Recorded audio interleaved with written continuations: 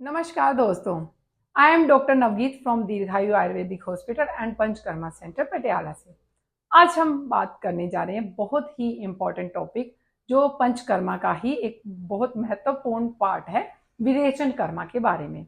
विरेचन कर्म क्या है, कैसे किया जाता है, किन किन बीमारियों में किया जाता है और किन किन बीमारियों में नहीं किया जाता। तो हम सबसे पहले इसके बारे में बात करने से पहले बात करेंगे कि पंचकर्म क्यों किया जाता है। दोस्तों, ज़्यादातर लोगों के फ़ोन आते हैं कि हमें अभ्यंग करवाना है या शिरोधारा करवाना है या स्टीम बाथ करवानी है, तो वो सोचते हैं कि ये पंचकर्म है।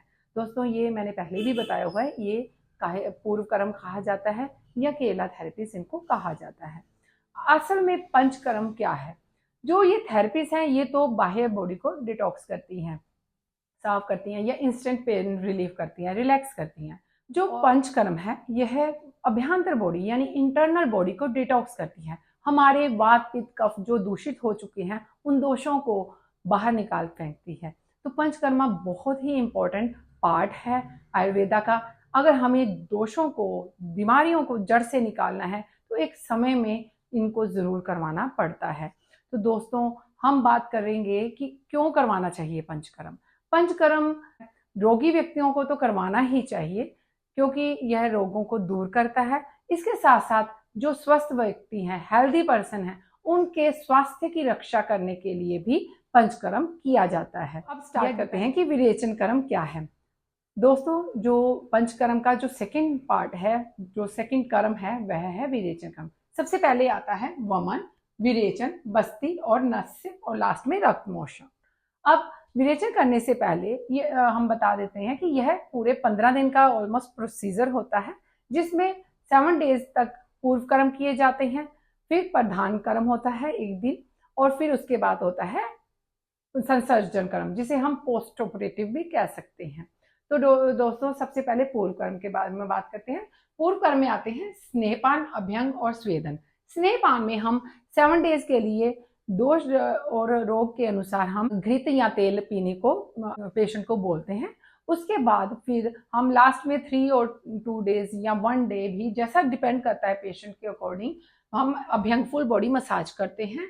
उसके बाद हम, ताकि जितने भी दोष हैं हमारी बॉडी में, हमारी शाखाओं में, हमारे स्टमक में, जहां जहां भी फैले हुए हैं, वे दोष जो है हमारे कोष्ठ में आ जाएं, स्टमक में आ जाएं, तो हम स्नेहपान और स्टीम या अभ्यंग करवाते हैं। इसके बाद हम आता है प्रधान कर्म। प्रधान कर्म में हम खाली पेट पेशेंट को बुलाते हैं और फिर हम उनको जो मेडिसिन है हमने तैयार करके रखी होती है उसको हम खाली पेट पीने को देते हैं। थोड़ी देर बाद पेशेंट को मोशन स्टार्ट हो जाते हैं। यह मोशन डिपेंड करता है कि किस पेशेंट को कितने आने चाहिए, ये एक वैद्य डिसाइड करता है। फिर उस हिसाब से उनको काउंट किया जाता है, जितने ज़रूरत होती है उतने मोशन किए करवाए जाते हैं, और जब स्टॉप करना होता है तो फिर उनको स्टॉप किया जाता है और बड़ी आसानी से स्टॉप हो जाते हैं। तो दोस्तों, इस तरह से हमारा सब जो विकार है, मेन जो है पित्त दोष है, वो निकलता है।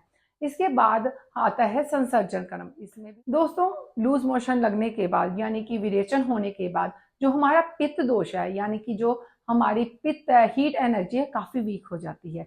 इसके बाद फिर हमें ज़रूरी होता है, पेशेंट को बार बार हम कहते हैं कि संसर्जन कर्म में कि जो डाइट का ध्यान है प्रॉपर रखना पड़ेगा, वो करना चाहिए। जो वैद्य आपको गाइड करते हैं सिर्फ वही डाइट लेनी होती है, ताकि जो हमारी हीट एनर्जी है जो वीक हो चुकी है वह हमारी वापस फिर से फ्रेश फॉर्म में आ जाए, ताकि हमारा सम्यक जो है विरेचन के हमें लक्षण मिले। तो 7 डेज का यह भी प्रोसीजर है।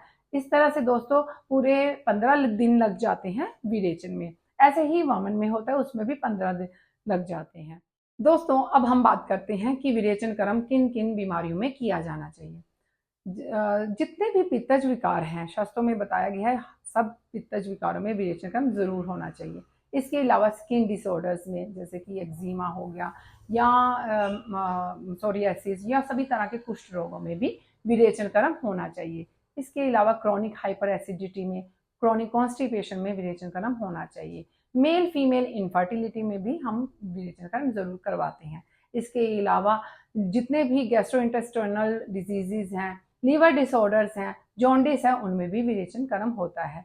इसके अलावा मेटाबॉलिक डिसऑर्डर्स में या किसी भी प्रकार की पित्त से रिलेटेड प्रॉब्लम्स हैं, और ओबेसिटी में जिनका वेट बहुत ज़्यादा हो चुका है, उनको विरेचन कर्म का बहुत बेनिफिट्स मिलता है।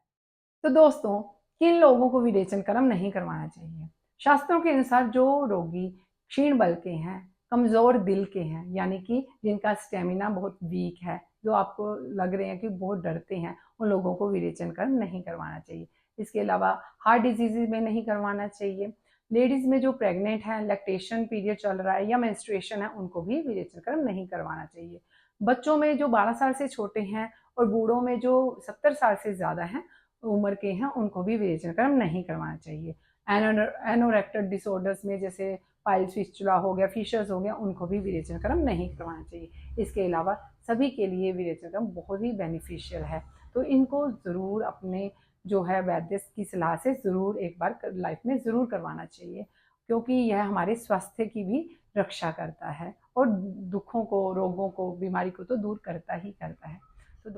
तो दोस्तों, कैसी लगी आपको विरेचन कर्म से रिलेटेड जानकारी? आप हमें कमेंट करके ज़रूर बताइएगा। और इससे रिलेटेड अगर आपको कोई भी जानकारी चाहिए या कोई सलाह चाहिए, तो आप हमारे जो दिए गए स्क्रीन पे नंबर है, उनको सेव करें और उन पे आप मैसेज करें। हम आपके मैसेज का रिप्लाई करने की पूरी कोशिश करेंगे। थैंक यू दोस्तों, have a nice day, bye bye.